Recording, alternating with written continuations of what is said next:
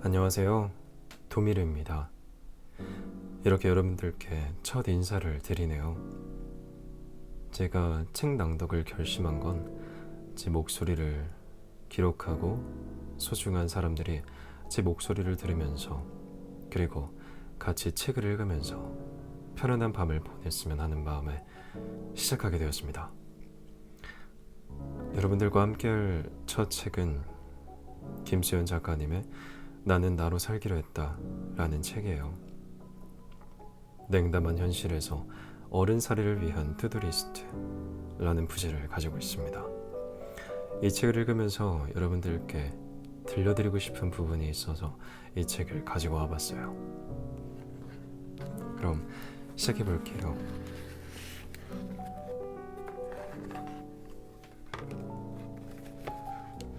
가볍게 살아갈 것. 내 첫 여행은 한 달 일정의 배낭여행이었는데 혼자 하는 여행에 불안했던 나는 짐들을 잔뜩 챙겼다. 책만 3권에 고데기도 2종류를 챙겼으니 짐을 쌀 때 미쳤던 게 틀림없다. 2개의 가방을 낑낑 쥐고 다녔던 나는 여행이 일주일 남았을 땐 완전히 지쳐버렸다. 모든 상황이 지긋지긋했고 무거운 짐을 지고 다니는 나 자신에게 신물이 났다. 다음 여행지로 가기 위해 공항 의자에 앉아있던 나는 가방을 풀고 필요한 물건만 남긴 뒤 짐 절반은 쓰레기통에 버려버렸다.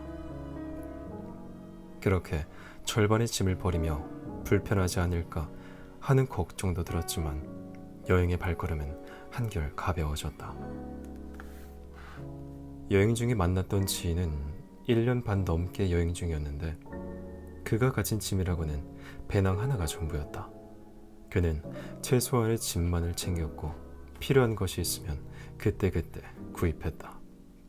예를 들면 입고 있는 옷이 낡으면 현지 시장에서 구입하는 시기였는데 그 자체로 여행의 즐거움이라고 말했다. 우리는 삶이 불안하다며 너무 많은 짐을 챙기지만 사실 그렇게 많은 짐이 필요하진 않다. 필요할 때 충당할 수도 있고 약간의 불편함을 감수하는 쪽이 이득일 수도 있다. 삶이란 오랜 여정이다. 최대한 가볍게 살아가야 지치지 않는다. 그러니 삶을 조금 더 가볍게 하고 싶다면 불안한 마음에 버리지 못했던 것들을 다시 한번 마주하고 그것들을 덜어내는 용기를 가지자.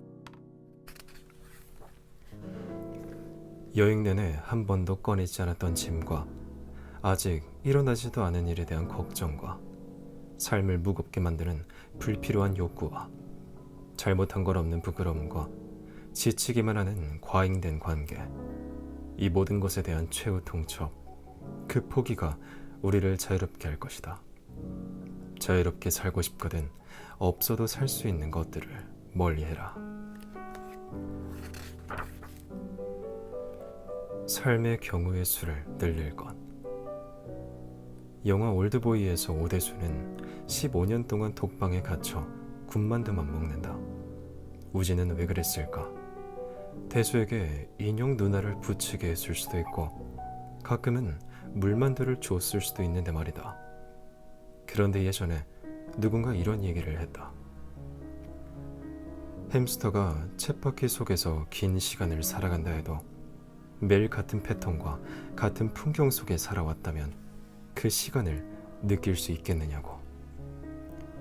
한 가지의 패턴과 한 가지의 풍경으로 압축된 과거는 그저 한순간으로 지나갈 테다.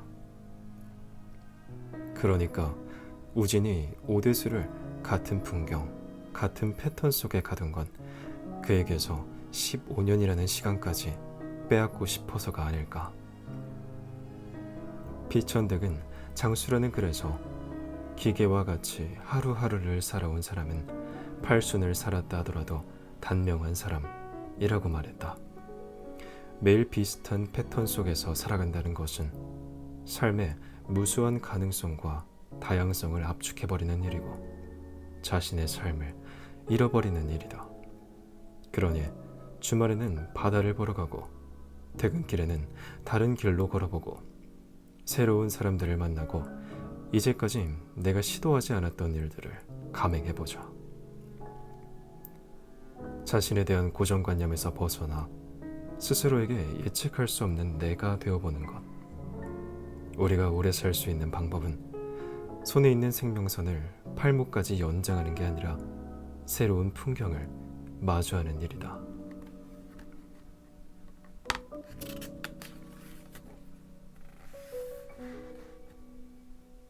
친구를 만나러 호주에 갔을 때 동물원에 간 적이 있다.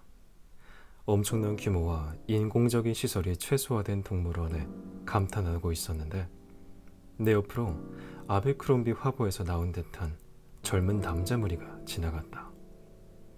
우리에게 동물원이란 대부분 아이를 동반한 가족의 공간인데 자연 속 동물을 구경하는 일이 젊은이들에게도 놀이인 것이 흥미로웠다. 그곳에서 우연히 대화를 나눈 호주인은 자신이 좋아하는 놀이가 버드 와칭, 그러니까 새를 보는 거라 말하기도 했다. 친구가 만난 10대 후반의 또 다른 호주인은 크리스마스에 가족들과 지낼 기대감을 늘어놓았는데 할머니 댁의 저녁 식사 자리에 얼마나 많은 음식이 차려지는지, 얼마나 많은 가족들이 모여 즐거운 시간을 보냈는지를 자랑했다고 한다. 일반화할 수는 없겠지만 호주 사람들이 느끼는 삶의 즐거움은 자연과 가족에 있는 듯 보였다. 가족으로 끈끈하게 결속한 우리에게 명절은 의무감이고 크리스마스는 집에 있으면 처량한 날인데 말이다. 다니엘 튜더가 한국의 모습을 담아낸 기적을 이룬 나라, 기쁨을 잃은 나라 라는 책 제목처럼 우리는 기적을 이룬 대신 사소한 기쁨과 즐거움에 대한 감각을 잃은 듯하다. 그래서 우리는 동물원에 가고 나무에 앉은 새를 보고 가족들과 저녁을 먹는 것을 즐거움이라 여기지 않는다. 감정을 견뎌하는 노동과 우리를 비인간적으로 만드는 경쟁 속에 감정은 메말라갔고 즐거움은 지루한 일상을 견디는 보상이자 강렬한 자극으로 정의되었다. 이는 감정이 메마른 사이코패스들이 극도의 쾌락을 추구하는 것과 비슷한 맥락인데 감정이 메마른 이들은 사소한 즐거움을 느낄 수 없기에 점점 자극적인 즐거움을 찾게 되는 거다. 하지만 자극적인 즐거움이 끝난 일상은 더 무료해지고 생은 활기를 잃는다. 만약 당신이 삶을 생생하게 느끼고 싶다면 삶의 앞마당에 있는 사소한 행복에 예민해지고 살아있는 삶에서 기쁨을 찾아야 한다. 즐거움에 대한 재정의가 필요하며 가능한 어릴 때부터 돈을 들이지 않고도 즐겁게 할 수 있는 놀이와 방법을 익혀야 한다. 그건 구질구질하거나 초라한 것이 아니라 언제든 쉽게 행복해지는 일이다. 보고서 제출을 위해서가 아니라 공모전에서 수상하기 위해서가 아니라 우리 자신의 삶을 위해 창조성과 상상력을 발휘할 순간이다.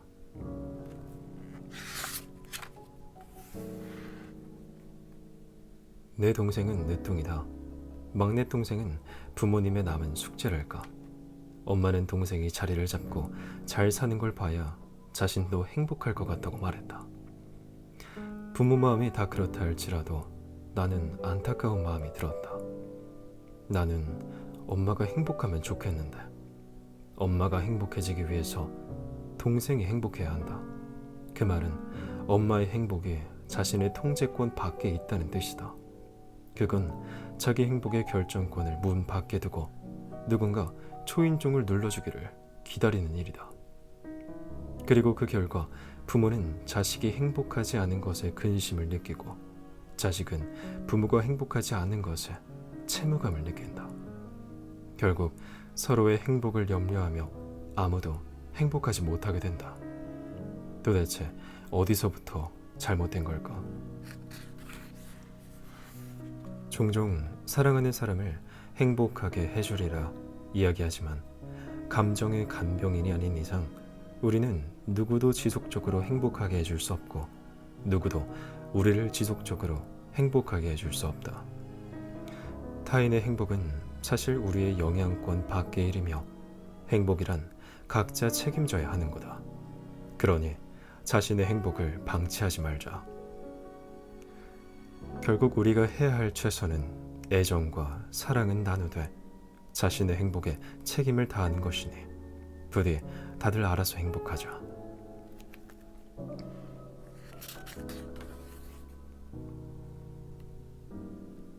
내가 아는 어떤 이는 대학 시절 금융권에 취업하려고 온갖 금융 자격증을 섭렵하며 많은 준비를 했다. 그 결과 높은 연봉을 받으며 증권사에 취업할 수 있었다. 그런데 1년 후 그는 돌연 회사를 그만뒀다. 이유는 일이 재미가 없단다. 그렇다면 그는 재미를 중시하는 사람이었던 걸까? 예전에 금융권에서 하는 일이 재미있어 보였을까? 그에게 재미란 과연 무엇일까? 애초에 문제는 그는 어떤 가치에 대해서도 제대로 선택하지 못한 것에 있다. 세상에는 나를 필요로 하는데 재미도 있고 합리적인 상사가 있으며 월급과 적절한 보상이 주어지고 미래에 대한 비전을 갖춘 완벽한 직장은 없다. 대부분의 선택에는 한정된 예산과 제한적 선택지가 주어진다. 인생을 만수르가 이마트에서 쇼핑하듯이 살 수는 없는 거다. 그렇기에 선택에서 무엇을 얻느냐보다 중요한 건 무엇을 포기할 수 있느냐 하는 문제다. 줄어드는 연봉과 또라이 상사를 견디는 일 사이에서, 커리어의 단절과 아이와 함께하지 못하는 것 사이에서, 해보고 싶은 일을 포기하는 것과 고정적인 월급이 없는 생활 사이에서 어떤 것을 더 견딜 수 없는지, 어디까지 감수할 수 있는지에 대해 스스로 대답해야 한다. 늘 손해보는 것만 생각하면 언제나 후회 속에 살 뿐이다. 어떤 것도 감수할 수 없다고 말하는 어리광을 들어줄 사람은 어디에도 없다.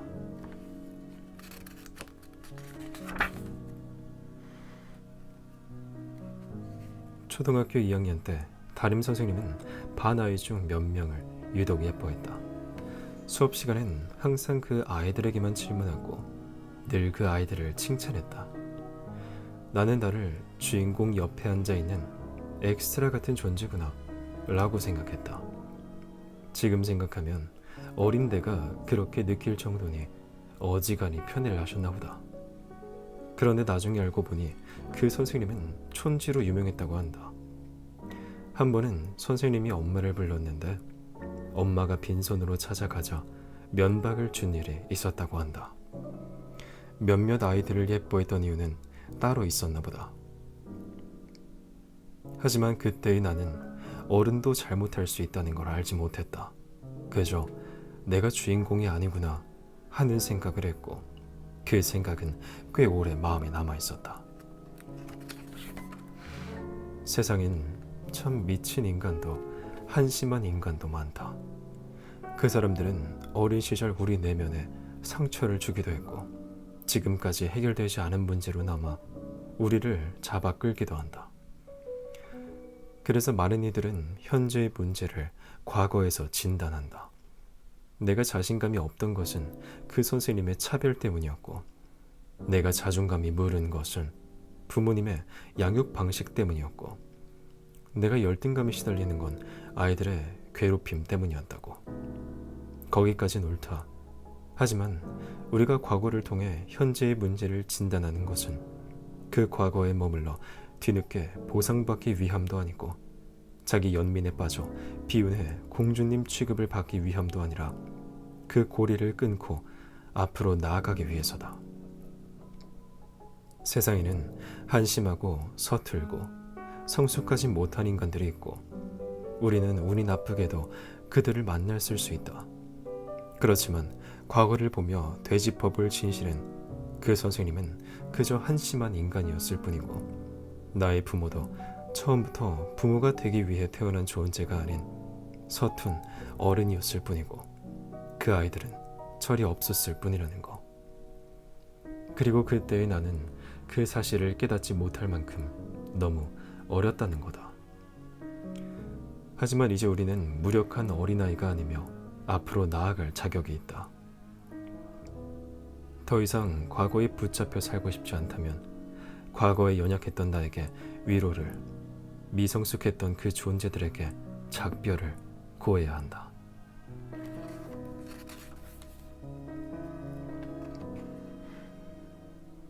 디자인 작업물을 인쇄할 때는 바탕을 실제 사이즈보다 살짝 크게 작업한다.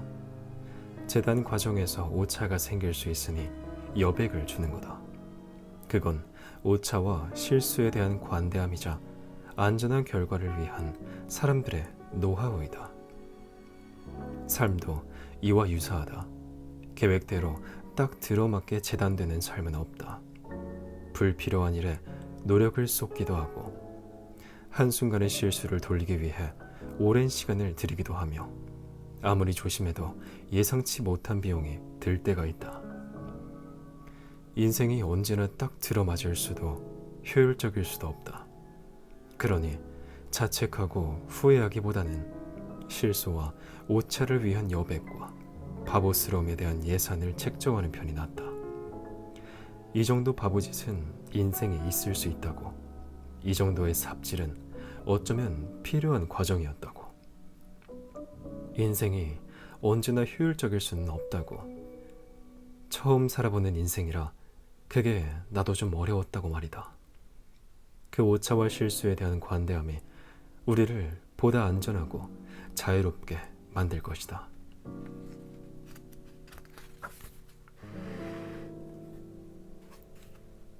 예전에 성인 진로 상담을 하는 분을 만난 적이 있다. 그분을 찾아오는 사람 중에는 소위 천재성을 타고난 사람들이 있는데 보통의 생각과는 다르게 그들의 삶이 그리 수월하진 않다고 한다.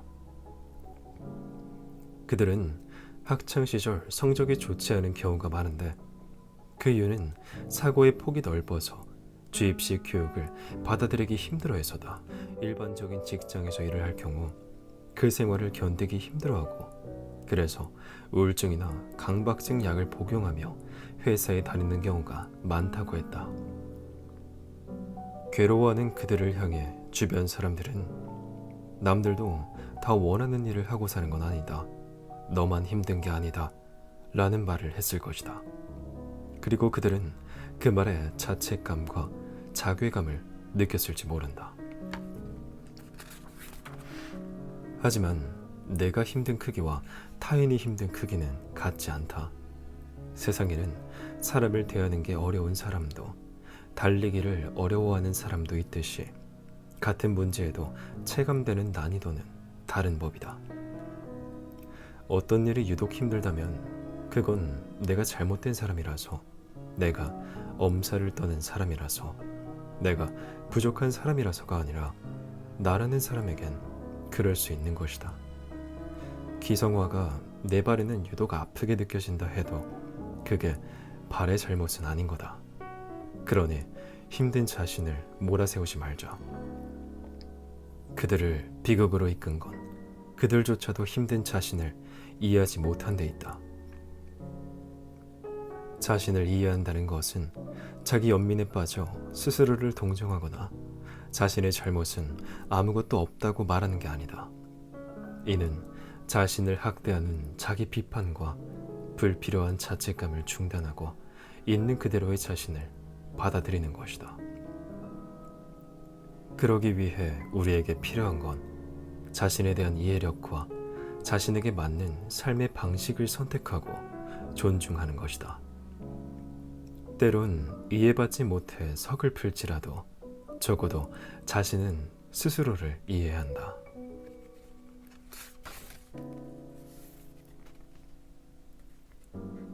나는 한때 불행 수첩을 만든 적이 있다. 우울하고 절망하는 순간에 그 감정들을 기록해 두었다가 기분이 나아지면 다시 읽어보았다. 그러면 내가 얼마나 비합리적인 생각을 하며 상황을 극단적으로 예측했는지 알 수 있었다. 그런데 몇 번 적고 보니 내가 너무 불행한 사람이 된 것 같았다. 그래서 수첩의 용도를 바꿔서 행복 수첩을 만들었다. 그러고는 우울함이 지나간 순간과 행복을 느끼는 순간에 수첩에 기록했다. 그렇게 수첩에 기록하고 보니 나라는 사람이 언제 행복을 느끼는 사람인지 알 수 있었고 우울한 순간도 곧 지나간다는 것을 알게 되었다. 사람들은 행복하고 싶다 말하면서 무엇이 자신을 행복하게 하는지조차 알려고 하지 않는다. 행복은 어느 날 아침 식탁 위로 뚝 떨어지는 것이 아니다. 삶에서 알아두면 좋은 많은 것들 중 심폐소생술보다 이어폰 줄을 꼬이지 않게 하는 법보다 연말 소득공제를 하는 법보다 더 중요한 건 나는 무엇으로 행복한가? 나는 무엇으로 회복하는가? 나는 어느 순간 살아있음을 느끼는가 하는 자신의 행복을 다루는 노하우다. 행복하고 싶다면 당신의 행복에 관심을 가져야 한다.